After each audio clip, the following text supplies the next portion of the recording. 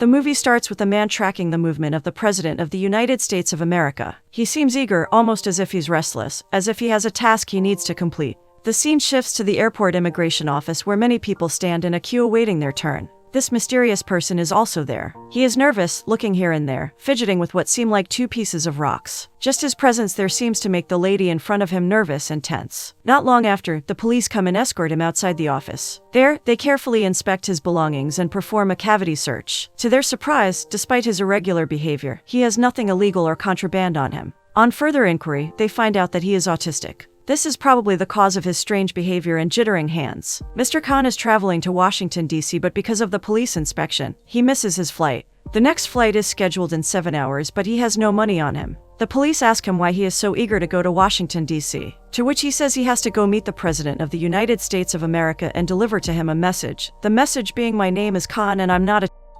After leaving all the police officers shocked, he then proceeds to the escalator and sits at the bus stop. He takes out his diary and starts to write down his thoughts. It seems like he is writing down pieces of poetry for a loved one. Just then, the scene shifts to 1983. There are several riots taking place between Muslims and Hindus. Right in the epicenter of the riots lives Rizwan Khan. Rizwan's mom always teaches him what the schools and colleges can never teach him. She teaches him humanity and how to always treat people with equality regardless of their creed, caste, or color. She teaches him that the only thing that differentiates people from each other is their actions. Rizwan always stands out from other people because he suffers from the disorder. Because of this, he is continuously being by his classmates in school. Everyone thinks that Rizwan is of no use and that he does not possess a high intellect, but his mother always believed in him. She takes Rizwan to Mr. Wadia, who is a very learned man. She hopes that Mr. Wasia will be able to teach Rizwan at his house and pass some of his knowledge and intellect to him. Mr. Wadia, upon hearing her request, immediately declines, but after hearing young Rizwan tell him about his family in English, he looks astonished and amazed. He happily agrees to teach Rizwan. Rizwan then starts to come frequently to Mr. Wadia's house, and Mr. Wadia gives Rizwan all sorts of knowledge, not only about books but valuable life lessons as well. One day upon his arrival, Mr. Wadia tells him to go back home. This is because his house has been flooded. Instead of going home, Rizwan stands there thinking about how to solve the issue. After racking his brain for a few minutes, he comes up with a solution. He uses the skills and knowledge he has learned to make a simple water pump from a bicycle that drains the flooded water. This leaves not only Mr. Wadia but everyone else living in the neighborhood amazed by Rizwan's intellect. After recognizing his skills, many people start coming to Rizwan's house with their electronics to be repaired by him. He gets these skills by spending time at the workshop where his father works. One day, Rizwan's younger brother, Zakir, comes home from school and rushes to his mother. He eagerly shows her the trophy he has gotten in his school, but his mother is busy talking about Rizwan to one of her friends. He tries desperately to gather his mother's attention, but his mother just keeps ignoring him. Frustrated, he goes outside and starts venting his emotions to Rizwan. He thinks that because of Rizwan, their mother does not recognize Zakir, and that Rizwan is stealing all of her attention. A few years pass and Zakir eventually moves to the United States of America, where he settles and marries a girl named Hasina. He always tries to convince his mother to move to America with him, but she always refuses and tells him that she needs to stay in India with Rizwan. Not too late, their mother passes away and Rizwan is left alone in India. He then decides to move to America himself. He started to live in San Francisco with his brother Zakir and his wife Hasina. Hasina is a psychologist and a lecturer at a university in San Francisco, and she is the first one to identify that Rizwan has Asperger's syndrome. She realizes that this syndrome causes Rizwan to have issues settling into a new environment and having limited interests. She then starts to help Rizwan and teaches him how to adapt to a new environment. She even takes him to an autism foundation and tells Zakir why Rizwan is so different from other people. Upon hearing this, Zakir gets very upset and immediately feels bad for holding a grudge and hatred towards his brother since childhood. The next day, Zakir takes Rizwan to his company where he hires him. He then shows him different products and assigns him to sell those products to several beauty shops. During his return from those shops, he tries to cross the crosswalk, but sees the color yellow and starts to panic and stress due to his condition. Everyone rushes to him, confused, and tries to calm him down. Amidst the crowd, he hears a calming and soothing voice that manages to become his center of attention. It's as if it reminds him of his mother's voice, which always seems to make him feel safe. He follows that voice and enters a beauty shop. There, he meets a woman named Mandira. She's a barber who works at the beauty shop. Rizwan immediately falls in love with Mandira. He starts to meet her more often, brings her gifts, and spends as much time as he can with her. After their friendship comes to a more intimate level, Rizwan asks Mandira to cut his hair. During the haircut, Rizwan just keeps staring at Mandira almost as if he's in a trance because of Mandira's beauty. Rizwan then expresses his love to Mandira and asks Mandira to marry him. She doesn't take this seriously and thinks of it as Rizwan's way of thanking her for the haircut. Then onwards, Rizwan keeps persisting with Mandira to marry him, bringing her all sorts of gifts like chocolates and flowers. To get to know more about Mandira, Rizwan goes to the beauty shop where she works and talks to the owner of the shop. She tells Rizwan about Mandira's past and her past marriage. Later that day, Rizwan goes up to Mandira's house and tells her what he learned from the shop owner. She gets angry and tells Rizwan to leave, maybe because this past is something she is trying to forget, and Rizwan just made her remember it. Rizwan keeps pursuing Mandira for marriage. Eventually, Mandira agrees to marry him, but only on one condition: that he would show her a place in San Francisco that she has never seen or been to before. Rizwan researches and finds out all the different famous places in San Francisco. He eagerly takes her to all the different places in hopes that there must be at least one place where she hasn't been to before, but he just can't seem to find one. But one benefit that does come from this is that Rizwan begins bonding with Mandira's young son, Sam. Then one day, Rizwan goes to Mandira's home quite early in the morning and practically drags her. He tells her that he has found the right spot. He takes Mandira to a high cliff, and as they stand there, Mandira's face becomes starstruck. She can see the entire state of San Francisco covered in clouds. The picturesque view looks like one taken straight from a movie set. After admiring the view, she agrees to Rizwan's marriage proposal. Rizwan becomes very excited, but his happiness is short-lived. As he goes to his brother telling him about his marriage, his brother immediately refuses and says that Mandira is a Hindu while Rizwan is a Muslim, and this marriage can simply not happen. He further pressures Rizwan by saying that if he went on with the marriage, it would result in him cutting off all ties with him. Rizwan then remembers what his mother used to tell him, that all people are the same and that the only thing that differentiates them are their actions, not their religion. He goes for his marriage with Mandira and moves to her house along with his son. They live together with each other in the same house regardless of their beliefs. During that time, the incident of 9/11 takes place. The entire city of America is in a state of shock and distress. The government and police believe that this is an organized attack carried out by Muslims. As a result, in several places in America, there are many attacks conducted on Muslims. Houses and shops are being raided and looted. Murders are happening and the Muslim families are being... Many Muslims have to change their names and appearances to protect themselves from the attacks. At that time, people in America saw Muslims and Islam as a bad thing. They teach the children in schools that Islam is a cruel religion for ordering jihad in the name of God. As a result, Sam, who has a Muslim father, becomes a victim of severe school, but he still refrains from telling his mom to make sure she doesn't get worried. On the other hand, Hasana also faces at her workplace because of her religion and appearance. Because of this, Zakir advises her to take off her veil in public in order to protect herself. Due to recent events, Rizwan and Mandira decide to visit Zakir and Hasana to consolidate them for recent events. Zakir, upon discussing this with Rizwan, starts to cry because of all he and his wife had to endure. Rizwan quickly holds him in his arms and tries to calm him down. Mandira immediately finds a new job and it seems like peace has once again returned to their lives. But once again this peace was short-lived as the husband of Sarah, Mandira's good friend, perished while serving in Afghanistan. Reese, Sarah's son, was a really good friend of Sam, but when Sam tried to console him for his loss, Reese completely ignored him.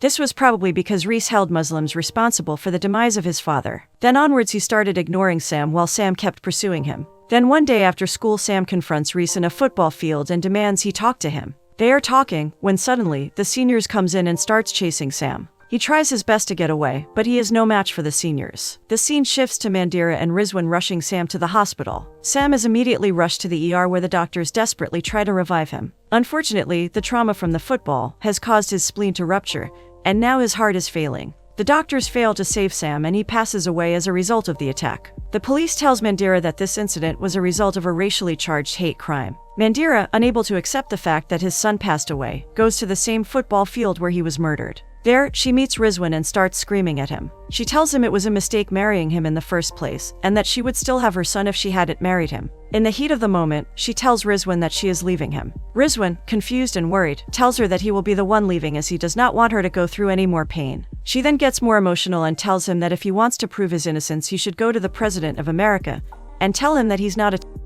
Now of course she says all of this in the heat of the moment, but Rizwan takes all of this very literally and decides to do what Mandira says because he loves and wants to redeem himself in her eyes. The next morning, he wakes up early and leaves for the airport to catch a flight to Washington, D.C. to meet the president. There at the airport, his name and weird behavior catch the attention of the immigration security, so they stop him. They then take him to a separate room to inspect him. Upon further inspection, they find a card which tells them that he is autistic. That is when they release him, but he faces another problem. Because the inspection took so long, he missed his flight, and now he does not have enough money to book another flight. This is when he decides to go to Washington, D.C. by bus. Midway his trip, he decides to get off his bus and rest at a hotel. As he's talking with the hotel owner, some strangers pass by and throw rocks at the hotel window. The owner immediately rushes outside with his shotgun and opens fire in their direction, but they get away. Frustrated, he starts venting out to Rizwan and tells him how it is all the Muslims' fault, and that he will now restrict Muslims from ever entering his hotel. Upon hearing this, Rizwan leaves the hotel because he is in fact a Muslim as well. Rizwan is now stuck since he has no means of reaching Washington, D.C. as he does not have a car or money to get there. There he makes use of his skills and opens up a small repair workshop and helps random people with their cars to earn something to reach Washington, D.C. Meanwhile, Mandira continues to investigate the injustice that her late son has gone through. Hasana meets her and says that what she said to Rizwan at that time was because of her emotions and grief because she lost Sam, and she knew that Mandira really loves Rizwan. Although Hasana's words stir up Mandira emotionally, still she says that she can't be Rizwan's wife at that time. On the other hand, Rizwan continues his journey back on a bus. During his trip, he meets a Muslim couple who offers him food. There, they ask his name and where he is going. Rizwan tells them everything that has happened. Midway, their conversation, the bus begins to leave, but Rizwan says that he still needs to pray. There they say if he is going to pray, he should have looked around at the people and the place first. But he answers that prayer does not depend on the person or place, but on faith. No matter who sees him, he still prays. A few hours later, he arrives at Wilhelmina, Georgia. There, he helps an injured boy named Joel and meets Jenny, who is kind, firm, and a little chubby. She expresses her gratitude to Rizwan and tells him that he can stay with her. She even gives him clothes to wear. Mama Jenny and Rizwan share stories about their children who have perished in Wilhelmina. The next day, Rizwan accompanies Mama Jenny and Joel to the church to attend the ceremony for the soldiers who perished in Iraq. There, she adds a photo of Sam among the photos of those who passed away. Meanwhile, Mandira is still fighting for Sam's justice. She goes to the middle of the ball field with a poster of Sam's face with the words 6 months without justice, and Reese, who sees that, is still afraid to do anything. Since there is no progress in evidence and witnesses, the police finally decide to close the case. The police say that Sam's case has no answer. Hearing that, she says that if they can't find an answer, she will find it herself. Mandira tries by distributing pamphlets to various places. Rizwan finally arrives in Washington and plans to meet the president 3 days later at a campus. While praying in the mosque, he overhears a doctor speaking to the congregation there, which leads to incitement to commit acts of. Hearing that, he says that the doctor is a liar because God's way is a way of compassion, not by bloodshed and war. The incitement carried out by that person is nothing but the work of Satan. Rizwan throws rocks at the doctor and shouts Satan 3 times. He then arrives at the campus where screams are heard as the president enters the campus area. Journalists in the public fill the place. Rizwan runs screaming to the president so many times that he catches the attention of a cameraman there. Rizwan shouts, "My name is Khan and I am not a." He says it so many times in the crowd to the president that people who are near him mishear what he says and panic. They begin spreading false rumors that he is a. The atmosphere becomes chaotic. Everyone scatters away as well as the president. Rizwan is then taken away by the police and arrested. He is imprisoned, tortured both physically and mentally. He is accused of having followed the president for weeks. Although what he does is suspicious, this would not have happened if he was a normal person. There's no way anyone would want to do what he does. Only because he dearly loves Mandira and wants to redeem himself in front of her and return to her. The cameraman named Raj, who records the incident, then wants to take Rizwan's story as his project. He looks for information about Rizwan, even seeking information illegally. Long story short, he gets all the information about Rizwan and tries to make news about him to clear his name and reputation. The next day, he meets with Bobby, a reporter at a TV station. But he says he can't cover the story because he is very busy and can't change his schedule for the next 2 months. During the conversation, Raj sees a photo of Bobby's family, which turns out to be taken before the 9/11 tragedy. In the photo, Bobby is seen wearing a typical Sikhism turban, but his appearance now is quite different. Seeing that, Raj asks him if he's afraid of being mistaken as a Muslim. He then gives a heartfelt speech about the struggles of Muslims in the country, and once again, asks him if he can't free his schedule. Hearing that, Bobby falls silent. When Raj arrives home, he immediately gets a voicemail, which turns out to be from Bobby. He tells him to watch the news tomorrow. It turns out that what Raj says moves Bobby's heart to change his mind. News about Rizwan Khan is delivered by Bobby and watched by not only all of America, but the whole world. He says that Rizwan is accused of being a and is arrested and imprisoned for 15 days without any evidence, and without a formal trial. The news also shows Zakir and Hasana being interviewed by him. It is discovered that Rizwan asks Hasana for the FBI phone number to report the recruitment by Dr. Faisal Rahman, whom he met at the mosque last month. The news about Rizwan trying to call FBI finally reaches the judge who is handling his case, and Rizwan's phone recording to FBI is heard by the judge. It not only helps in the arrest of Dr. Faisal Rahman and his colleagues, but also results in Rizwan Khan being acquitted of charges and from jail. Several foundation parties start to find out about Rizwan and they form a Rizwan support group. News about Rizwan changes many things, especially for Muslims. They became more confident with their identity as a Muslim. The owner of an electronics shop, who is often has the courage to speak out, and Hassana teaches by wearing her hijab again. Rizwan's trip to meet the president has to be postponed because on his way, he sees the news on TV that Wilhelmina is being hit by a hurricane and flood. He becomes worried about Mama Jenny and Joel and he decides to go there. Arriving there, he sees that everything has been destroyed by the storm. He finally meets them. Wilhelmina is filled with water and the rain is still pouring. The church where they take refuge also almost collapses because of the strong winds. Meanwhile, Zakir informs Raj of Rizwan's whereabouts, and they then decide to go find Rizwan and Wilhelmina with Bobby and their colleagues. When they get there, they see he is working to help the residents repair the damaged church and treat some injured people. His social work for the people of Wilhelmina makes news and touches the hearts of many people. People think he does what the government cannot do. The news is watched by many people, including Mandira. It is because of that action that many Americans from various races and religions, including Zakir and Hassana, come to Wilhelmina to bring their assistance, to help restore the spirits of the people of Wilhelmina, who at that time were in a slump. Rizwan's story inspires many people and moves all of America. During the teleconference, Rizwan is asked what makes him want to meet the president, so he then tells them about what happens to Sam. Reese, who watches the news, finally tells Mandira the true incident.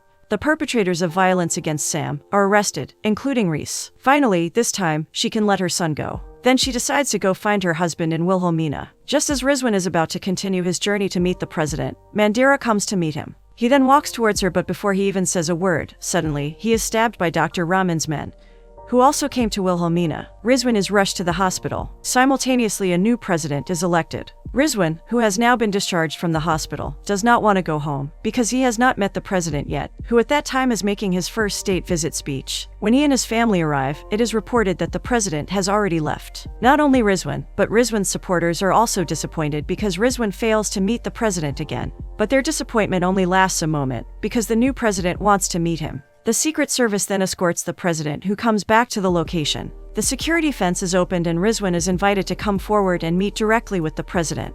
Before he delivers his message, the president already knows that Rizwan is a con and he isn't a there. He also takes Sam's photo from his pocket and declares how he wasn't a either. The president expresses his condolences to Mandira. Then, he continues his speech talking about the figure of Rizwan Khan, about how a Khan never breaks a promise, no matter how long it takes or how hard it is to fulfill. This movie perfectly depicts the fact that all human beings are the same regardless of their religion or color. People like Rizwan Khan stood up against injustice, and even though at one point Americans associated Muslims with Rizwan Khan never let go of his beliefs.